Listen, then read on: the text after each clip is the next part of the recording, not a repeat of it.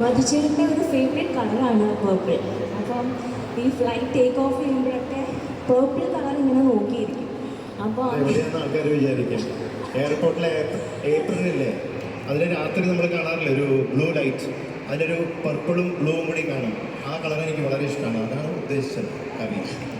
അപ്പോൾ ഇങ്ങനെ ബാൻഡിൻ്റെ പേരിനെ കുറിച്ച് ആലോചിച്ചുകൊണ്ടിരുന്നപ്പോൾ ആദ്യം MB/MB music band by Madhu Balakrishnan, അതായിരുന്നു MB/MB എന്ന് ആദ്യം ആലോചിച്ചു.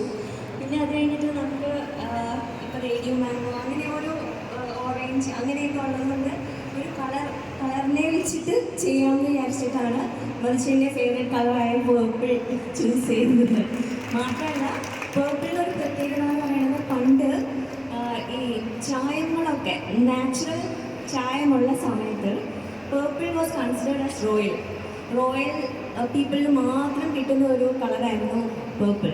Now our purple is for the people. അപ്പോൾ എല്ലാവരും പേർപ്പിളിനെ ഹാർട്ടിലേക്ക് എടുക്കണമെന്ന് വിനീതമായി അഭ്യർത്ഥിക്കുകയാണ്. Thank you so much. പിന്നെ ഇതിനു വേണ്ടിയിട്ട് ഒത്തിരി പേര് പ്രവർത്തിച്ചിട്ടുണ്ട്. ഇതിൻ്റെ ഒരു ഐ മീൻ ഈ ഒരു ഐഡിയ വന്നപ്പോൾ തന്നെ എൻ്റെ കൂടെ നിന്ന് എല്ലാവർക്കും താങ്ക് യു. പിന്നെ സ്പോൺസേഴ്സ് ഇല്ലാണ്ട് ഇങ്ങനെ ഷോ നടത്താൻ പറ്റില്ല.